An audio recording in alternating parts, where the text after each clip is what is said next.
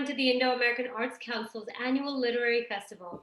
This year, we celebrate our 6th year of bringing you authors, thought leaders, and storytellers from around the world. Many of these stories originate from the Indian subcontinent, and today, we celebrate these voices that have been shaped by the Indian ethos and experience. In these unprecedented times, our collective shared experiences have uplifted us and have reshaped our perspectives.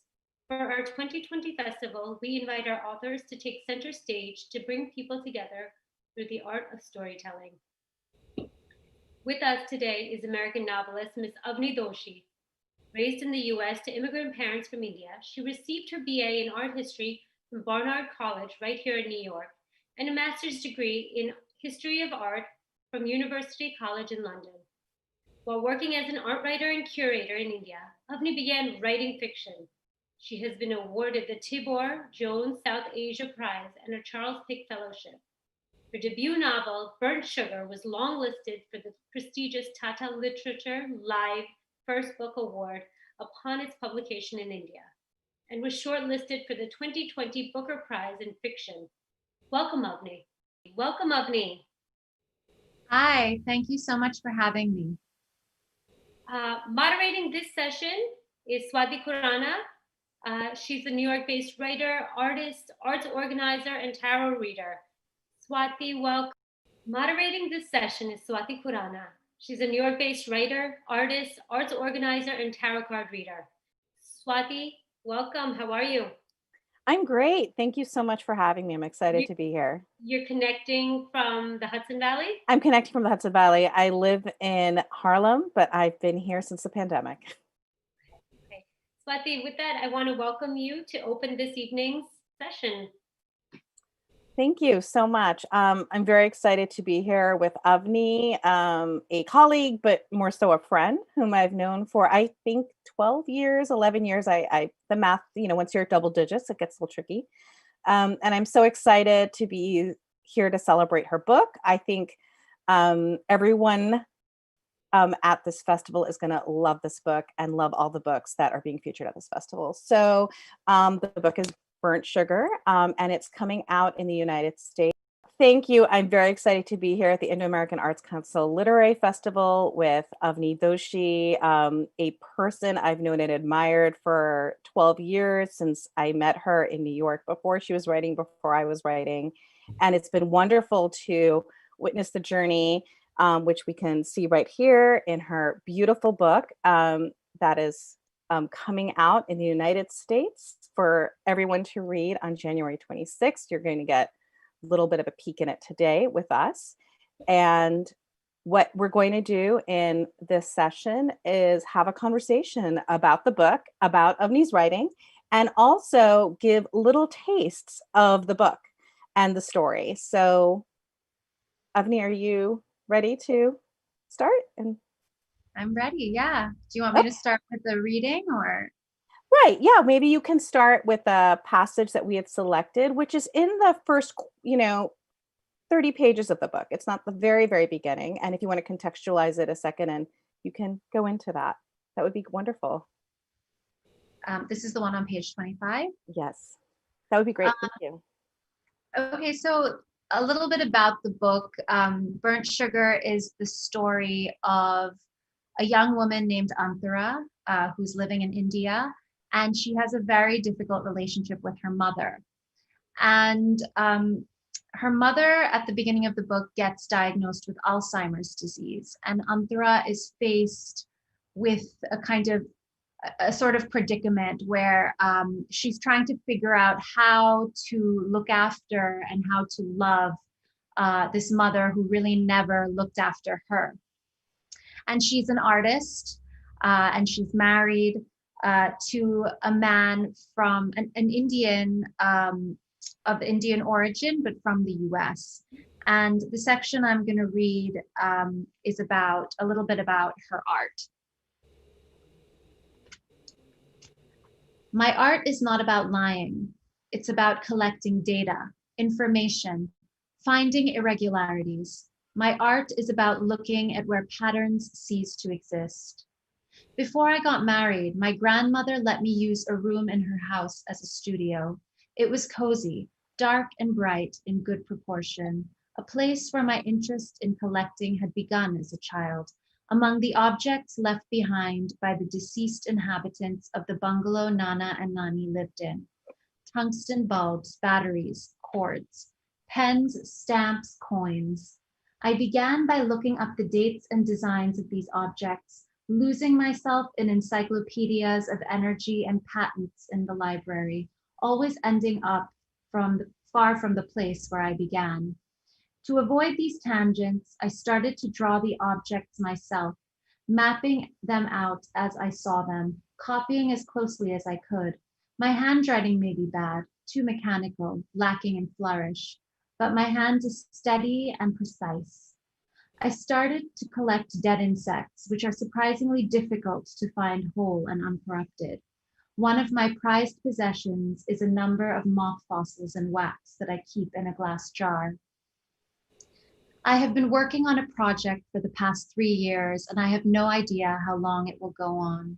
It began by accident after I drew the face of a man from a picture I found, but the next day, when I went back to compare my work to the original, the picture was nowhere to be seen. I searched all day without any luck. By the evening, I had given up. I took another piece of paper, the only paper I work on, nothing fancy, made in China, but it holds graphite well, and drew the face from my own drawing, copying my own work as faithfully as I could, the careful shading, the exact thickness of line. This has become a daily practice. I take the drawing from the day before and copy it to the best of my ability, date it and return both to the drawer and cross a square off on the calendar. There are days it takes me an hour, and there are days it takes me several. A year into the project, I was invited to show the works in a small gallery in Bombay. I dressed carefully for the opening, tried to look alluring without showing any skin, and felt completely unprepared while knowing this was the most important day of my adult life. I didn't tell anyone about the show, but Ma found out. She came to the opening, walked through every room, and stood in front of all 365 faces.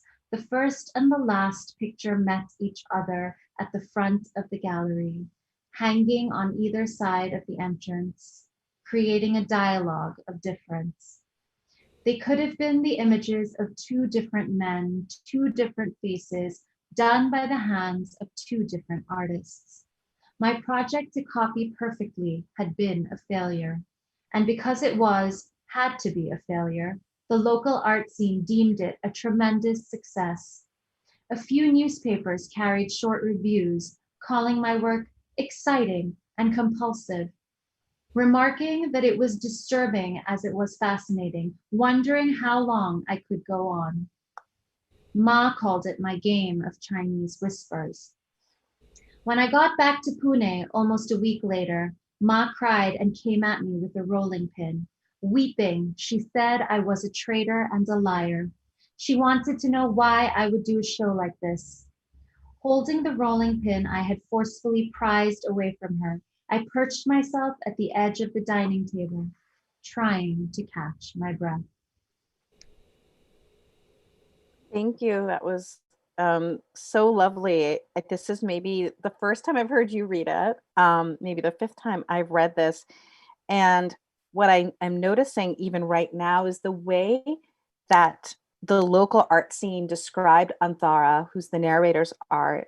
And these are the words: exciting, compulsive, disturbing, fascinating, wondering how long I could go on, is really how we can view Anthara as a character, and even the story. I mean, it is all of these things: exciting, compulsive, disturbing, fascinating, and also we're wondering, how are these characters going on in this world? What struck me about this passage that we started with is the care you took in the description of Anthara's art. I'm wondering if you can, for our audience, share your journey of coming to fiction from your background, which includes art history, curating and art writing, and a full disclosure that When I was practicing art, you had actually curated me into a show about 10 years ago, 9 years ago, and you've written about my work. So we've known each other in that context. And in a profile piece on you at Barnard College, your alma mater, you had said, I was never fully convinced by the art market and the commerce around art. And I've really found that extremely compelling because, we're in a gallery scene here. So if you could maybe share with us what sparked your interest in writing fiction? And when you started writing, did you know that you'd actually be writing about art making and the artistic process and maybe even the art market? I always really loved studying art history. And I think somewhere deep down, I always wanted to actually be an artist. I think I had a fantasy probably about making things with my hands. And I found the visual arts so deeply compelling, not just to study, but even just when I was learning about the process for artists, the time they spent in the studio, so much of that seemed so interior, so meditative. I guess not so different than the writing process is for me. And I just was so drawn to it that I think I always wanted to be an artist. And I was never really, at least in my own eyes, any good at it. So I went down the route of studying art history instead, so I could be surrounded by artists. And that's actually what took me to India. I did undergrad at Barnard College, and then I went to University College London to do my master's in art history. And my focus was always contemporary South Asian art. And after that, I moved to Mumbai. And the idea was that I was going to work in the art scene, and I was going to curate all these shows, get to know the artists, work alongside them. And I realized that even though it was amazing and I met amazing people, extremely brilliant and inspirational people, and the artists were doing such wonderful work, there was something lacking, I think, for me when I was working in art. I think I felt, even when I was curating and I kind of felt like I was being creative, I felt two things. I felt sort of distanced from the creative process itself. I think as a curator, you have some access and some input, but really the work is the artist's work for the most part. And so I felt like there was a distance and I wanted more. And then at the same time, I don't know, when I actually saw the market functioning, when I saw the way galleries functioned, and when I saw just the way the whole thing was, the relationships between the galleries and collectors and between the artists, it just seemed, I don't know, there was something that I wasn't buying about the whole thing. I don't know. I can't even, to this day, I can't put my finger on it. I think writing about it in fiction gave me an interesting way to explore it. And I guess I came to fiction without really intending to. I was writing in the art world, and even though I was interested in the work I was doing, I wanted, again, to be more creative. And I think the art world isn't really ready for art writers and curators who want to really go that far outside of the box. I was keen on writing text that would exist and live not only in conversation with the artwork, but also separately and kind of have its own life beyond that. And there wasn't really a space, at least when I was working, for me to do that. And that's probably what really propelled me into doing my own kind of creative writing, and that turned out to be fiction. Thank you for that. And we're going to go back into some of your artwork and in our conversation. So one of the other reasons I picked this passage is because the beat that this chapter ends on, and that you ended on in your beautiful reading, is the relationship between Thara, the mother, and Antara. And am I pronouncing the names reasonably correctly, or can you? I say Antara and Tara, but Okay. I'm not anyone to correct you. So Okay. All right. Okay. So I'm wondering, I mean, that relationship is the center of the book. It really is so powerful. I think that is what readers are responding to, is this relationship is, and the relationship, the book is mostly in Pune, which is one of your homes, we would say, right? One of your family homes. You spend a lot of time there. Your nani's there still. And it's in these different parts of Pune, right? So it's in the different homes and apartments they've been in. It's in the ashram that we'll go to, we'll talk about. And it's, on the streets, it's just at the club. And so it's in these, it's a really amazing portrait of the city, but it's through the eyes of these two characters. And I'm wondering, you and I had spoken about the beginning of the book is so ravishing that if you've been following Avni and her events, and probably throughout 2021, when you're going to be, promoting your book in the United States with your launch, you're probably going to be reading from the beginning. But I am wondering if you would, for your readers, just read that tiny bit of the beginning that we had selected, a little less than the first page. sure, yeah.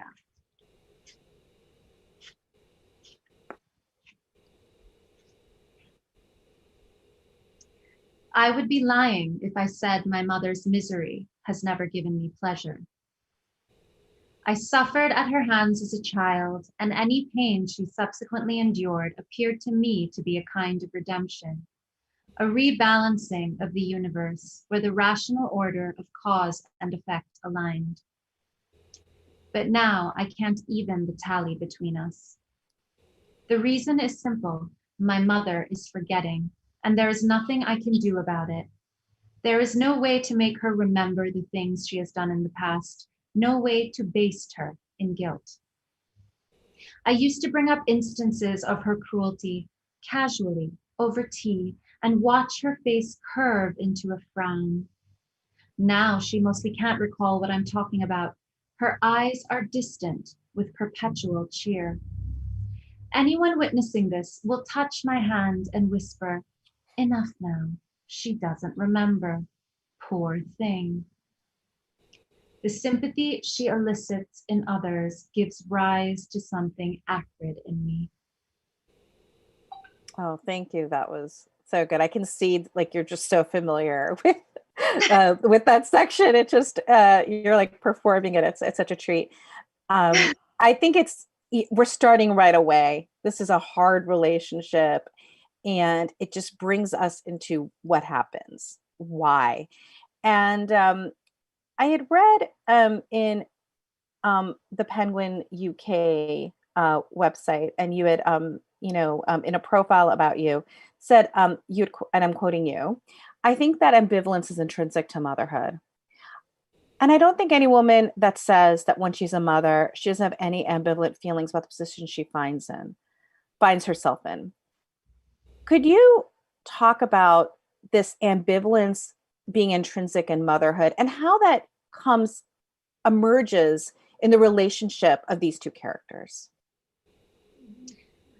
So I think the problem with the way we talk about motherhood in pretty much all cultures that I can think of, but there's a certain way within the Indian context that motherhood is idealized. I think it might have something to do with the goddess archetypes that we grow up with, that are so culturally embedded in our conversations, just in the way we think around the roles that women are allowed to take on, and what they're not allowed to take on. And so I think the problem with understanding that motherhood and ambivalence are actually kind of deeply intertwined is the fact that we're so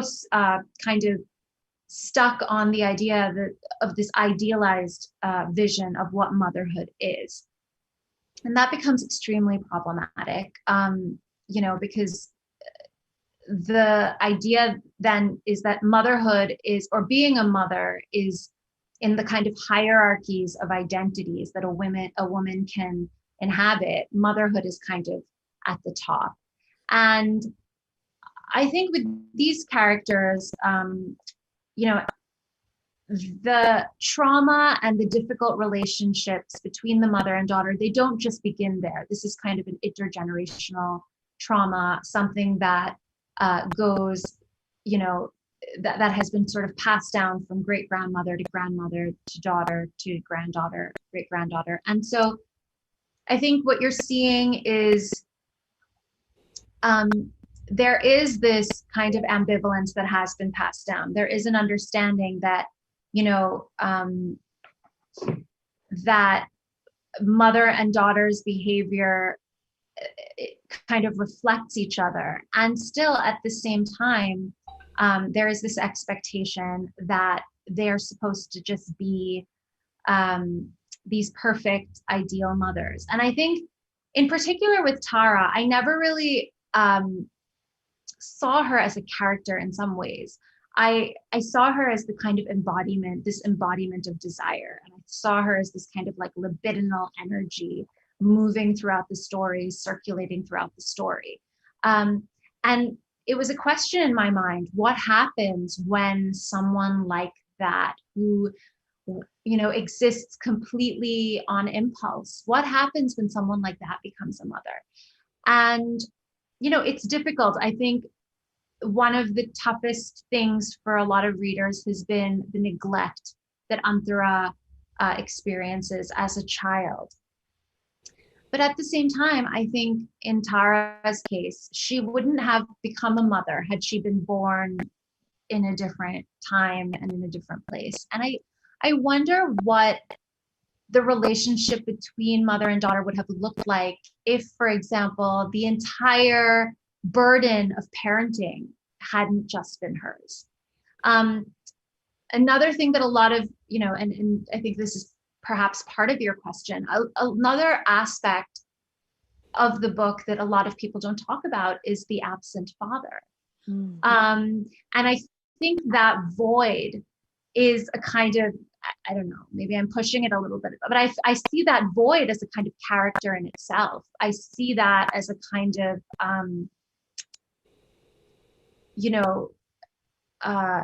something that actually shapes the story and shapes these other characters, is the fact that the father is not present and he is not held accountable, and he is allowed to kind of have he is allowed to inhabit all the different identities he wants, and father is kind of at the lowest rung, and that is completely acceptable and okay.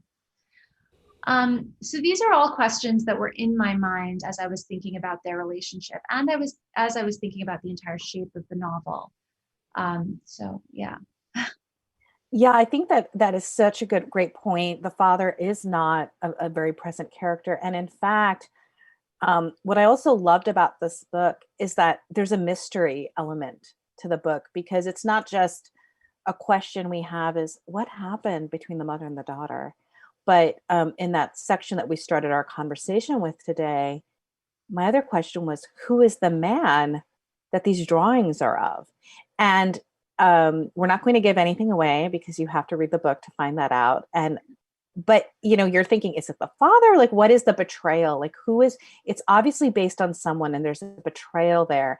And that's incredibly compelling because the shape of that whole, the shape of that absence of these different male characters that are in the book are powerful. And yet, in some ways, Thara is trying to shift the cycle. I don't know if she's breaking it exactly. We don't know where we end up with her. She's still quite young, in the story. She's still kind of coming into herself as an adult, and but her husband is not an absent figure, right? Her husband Dilip Anthara's husband is present and is a partner in many ways. There are elements that are gendered in their relationship, of course. but he's a very different figure. And I thought that was also really interesting because of what you're sharing with me, that at the time that Tara did get married and did have Antara, it would be, that was what she had to do. And when Antara's, older and coming of age, she might have a few more choices. And then certainly, others and other, generations will have even more. And also the kind of men and fathers that men are going to be present. So I thought that was really interesting. I'd love to get into what you were just talking about, Tara's desire. In India, this novel is published under Girl in White Cotton. That's the title? Mhm. And it's in the UK and in the US and elsewhere, it's Burnt Sugar. And it's the same story. There are some minor changes with some pages, but it's pretty much the same story. And I'm wondering if you can talk a little bit about the ashram itself, what inspired you. You've talked a little bit about the fact that Osho's ashram, which some viewers might be more familiar with after the documentary Wild Wild Country, and you had started this book before that documentary, Right. years before, but that you have aunts who were in the archival footage in that documentary in the early scenes, because the ashram was in India before it was in Oregon, and so you had aunts there, and you have one aunt that was in the Oregon scene, and then you have another aunt that you spoke about who has joined an ashram that's not Osho's ashram, a different ashram. And I'm just kind of wondering, how did you know that that's a story you wanted to explore, and the questions that you maybe had about these choices that you've seen family members make, and how you had your characters inhabit them in some ways, and you really wrestled with these questions that you may have had, but you weren't able to ask your relatives, so you were able to have your characters live these questions. Yeah. So my mother's family has been based in Pune for many years, and my mother grew up there. And every year, for as long as I can remember, we would go and spend, part of the winter in Pune. And many of my mother's relatives belong to the Osho ashram. In fact, my grandmother still lives around the corner from the ashram to this day. So it was always there, kind of in my imagination. It was always there in conversation. We would hear about, some of these female relatives going and coming from the ashram. And I didn't really know much about it. I visited the ashram on occasion. I think that the thing that really sparked a greater curiosity in me, rather than the Osho ashram itself, even though that was, of course, there from the time I was a child, was the story that you were just referring to about a particular aunt, or actually she's a cousin of my mother's. She was training to be a doctor. She was completely involved in the world of science. She hated anything to do with spirituality, anything to do with religion, as far as I knew. And she was only 10 years older to me, so I always felt very close to her. And one year I went to Pune and she was gone. And I asked, what happened to her? And apparently this guru had come from the mountains, and there was something very kind of romantic and mythic about the way the story was told. He came down from the mountains and everybody kind of flocked to see him and wanted to meditate at his feet. And she, was against the idea, but somehow got convinced. And so she went to see this guru and sat down at his feet and went into this meditative trance for 4 hours. Someone who had never meditated, apparently, a day in her life. And she came out of this trance and looked around at her family, who were all kind of staring at her, like didn't know what had happened. And she said, I'm going with him. And so this was a big shock to me. I think I was 8 or 9 when I heard the story. And it really stayed with me. There was so much mystery around it. I had so many questions. And when I was in my late teens or early 20s, I think, I expressed an interest to actually visit this aunt. And so I went to Uttarkashi, I went to the mountains, kind of the Himalayan mountains, and I stayed in this ashram. And I saw her again after all of those years.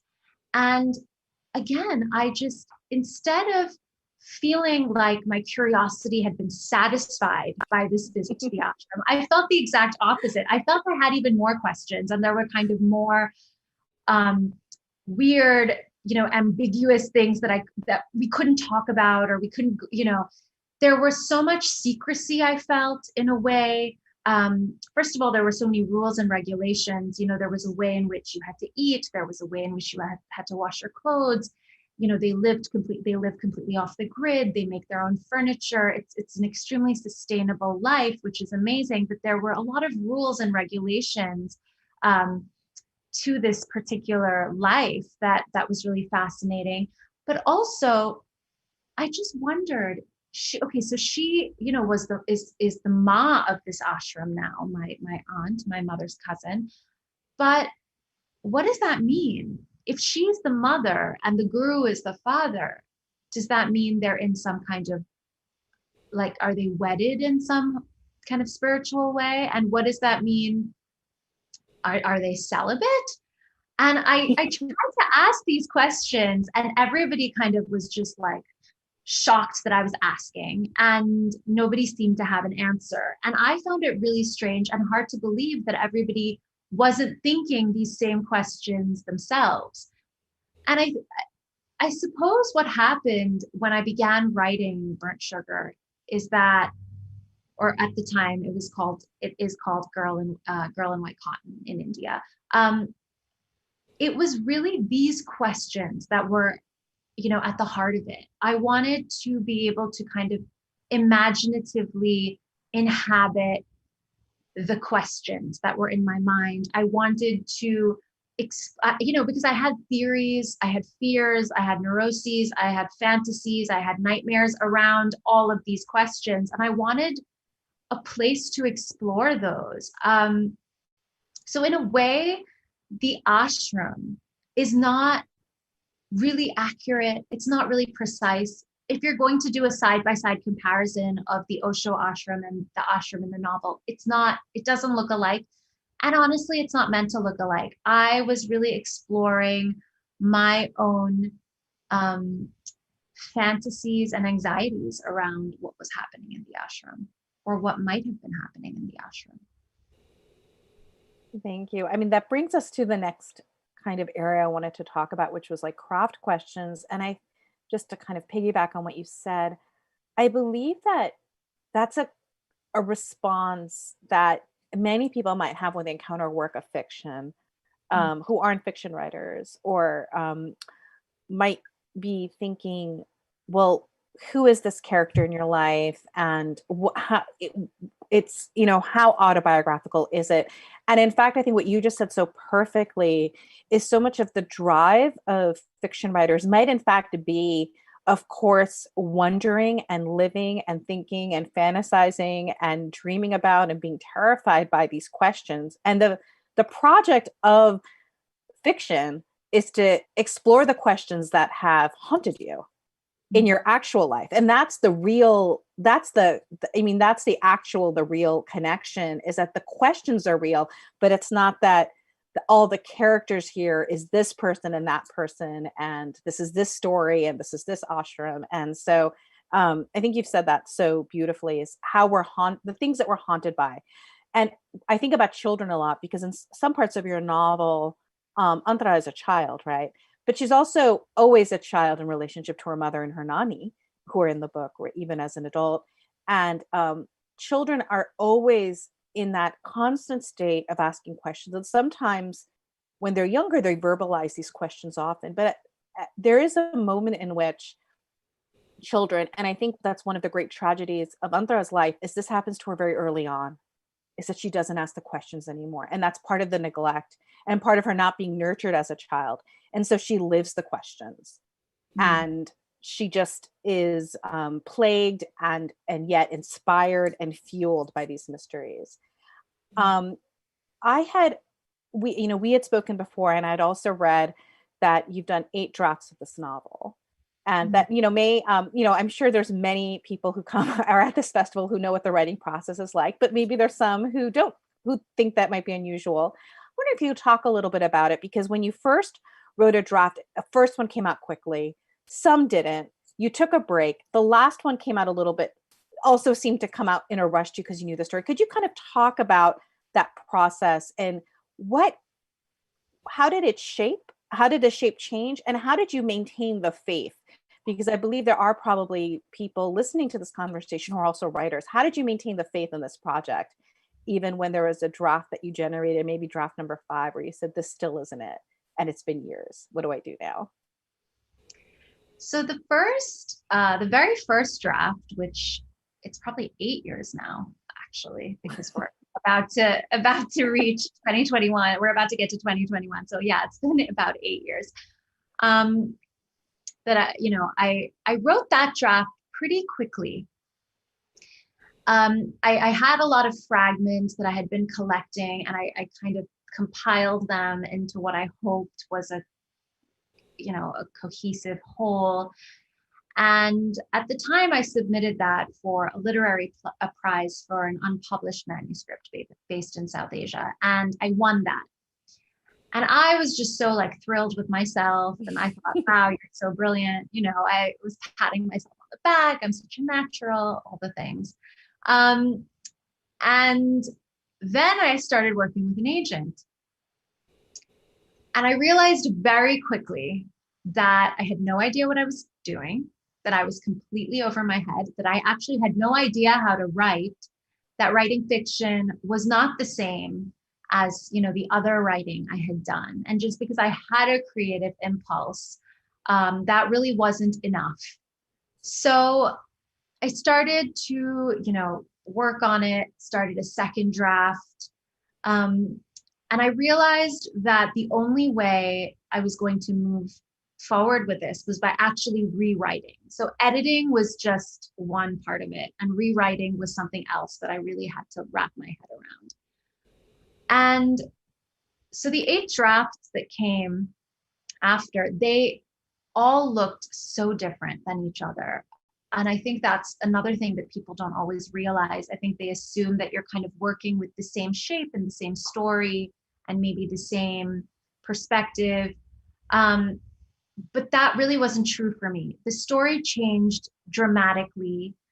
Some versions, they looked more like romance novels. Some looked more like mysteries. Some looked more like thrillers. There was this, I think I was even going into other genres completely. I mean, some drafts really did not look at all like literary fiction. I played with form a lot. I played with tense. I looked at different points of view. I wrote, third person. Some drafts were actually told in the first person, but where the mother character was the narrator. So it was a completely different story. I remember one draft in particular, I went back as far as the grandparents' generation, and there was this entire thread of the narrative that unfolded around and after partition. So it was just a completely different book and continued to evolve and change. But it was really through that process that I learned what the story was, I kind of was able to zone in on the actual story I wanted to tell. I think I kind of had to get all that other information out of the way as a kind of backstory, perhaps. And it was also through this process that I actually learned to write, because I never did an MFA, I never really studied craft. So I really had to, in a sense, teach myself through the mistakes I made. And it was really a learning for me that, it was really a lesson that mistakes can be deeply generative, and you can actually learn so much from your errors. And I guess that's really how I came to this place. And then I forgot the second part of your question, which was how did I keep the faith? I didn't keep the faith. I would give up all the time, daily. I think I would, get frustrated, delete massive sections, rewrite. So it's not really a consistent kind of sense of keeping the faith. You trick yourself into getting back to it, and then again you push it away because it's just unbearable and you can't look at your own work anymore. And I think it's just this cycle of hope and despair, really. And as long as, at a certain point, I guess you settle into that cycle and you kind of are able to be a bit of a witness to your own highs and lows. And you know that even though it's a bad day, and even though you hate yourself and you hate every word you've ever written, you know that probably tomorrow, because you can't help yourself, you'll be back at the computer trying something new. I don't know that there's any solution or trick to that. I think writing is really hard, and I think it's really easy to get depressed, and it's really easy to give up, and that's okay. I think taking a break is great. I think getting some air, doing something else, we did that. We did a workshop together. I don't know if you remember, with Of Julia course. Cameron. Who in some way is like a goddess ma figure of creativity with The Artist Way, which is such a classic book, right? Absolutely. And I still think about what she said, about filling the well. I think that is something that a lot of writers can forget to do. You kind of just think you have to sit here and just focus. And there's so much there's such a big deal made about the necessity of discipline. And while discipline is important, I think for creativity, I think sometimes taking a break is important. I think being in that like kind of, sympathetic, nervous system, frenzied state is also not great for creativity. I think you have to relax. I think relaxation is important too. So I definitely think about Julia Cameron all the time. Yeah, that was a really so Avni and I took a workshop with Julia Cameron, the writer of The Artist's Way and many books, but The Artist's Way is a something. How long ago? So long ago. Oh yeah. I mean, I think it was, I'm just going to guess 2014, 2015, something like that. And it was at the Open Center in Manhattan. My last question for you, I just wanted to, share that the prize you had won, is it Tibor Jones? Is that how you pronounce the first name? The Tibor Jones Prize. The Tibor Jones South Asia Prize. And, I was ecstatic when you had won that prize in 2020. I thought you were amazing. And I still think so. I did want to have you maybe share that final artwork that you made, Failure, because I think you had mentioned that you didn't make art, and you did actually make an art piece about one of your manuscripts. And I think that might give a lot of faith for some of the people listening in who are working on projects and wondering if they'll ever finish them. Yeah, so I'm always a little embarrassed to talk about this because, as you know, I'm not a visual artist. So I'm a little bit, bashful about the fact that I made a work of art. But it's a piece, I had all these piles, as I said, 8 drafts. So I had piles of old manuscripts that had just been like marked up, some not just by me, some, by other people, by teachers and peers. And there was something that felt important about them. And yet I didn't want to be too precious with them. So my husband and I, we had been having this ongoing conversation about our various failures. Mine was always my writing, and his is golf. And so, he feels that even though he returns to golf year after year, he can never really get past a certain level. And, it's that feeling that you're pushing the boulder up the mountain and it keeps rolling back. So we were just discussing that, and I had an idea to use his golf balls and kind of cover them with my manuscripts and place them in these holes in a kind of a sort of 3-dimensional calendar I had made. And the work is basically, it's sort of accounting, it's looking at the duration of time that we spend on projects, that we spend in our lives, and how so many of those days are spent in failure. But again, it comes back to, what I said before, that failure can also be incredibly generative. And failure can even perhaps have an aesthetic value. And there's just, I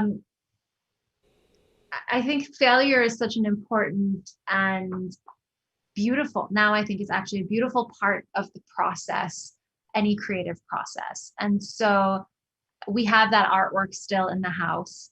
And it kind of is a reminder to me that, all the years of work weren't for nothing, and that I should focus on the process, even if I'm not sure where it's taking me. All right. Thank you so much, Avni. I think that's a good place to end. So if any of you listening are working on something, whether it's your swing, whether it's your novel or another project, just trust in the process. And thank you for, having this conversation with me and with all of us today. Thank you so much, Swati, for moderating today's session with Avni. Avni, it was a pleasure to have you on as one of our coveted authors. Before we go, I do have a question for you. You speak about failures, and you speak about finding the beauty in it. And the fact that you mentioned that you have written 8 different versions of this story, and yet you're a Booker Prize nominee. How did you react to all of this? And I should mention, this hasn't even been released here in the United States, so are you buckling your seatbelts? I want to know. To find out that I was longlisted and then shortlisted for the Booker was tremendous. I was completely shocked. I think when my editor called to tell me on both occasions, I think I just cried. And then I had this strange feeling, I looked around, like, did I hallucinate this? I kind of had to, I actually didn't tell anyone. My husband was in the next room. I didn't even go to tell him. I waited till an email came through because I thought maybe I've hallucinated this and then I don't want to create a scene. So, it's just one of those unbelievable moments that I think we might dream about, but then when it happens, we sort of can't really believe that it's happened.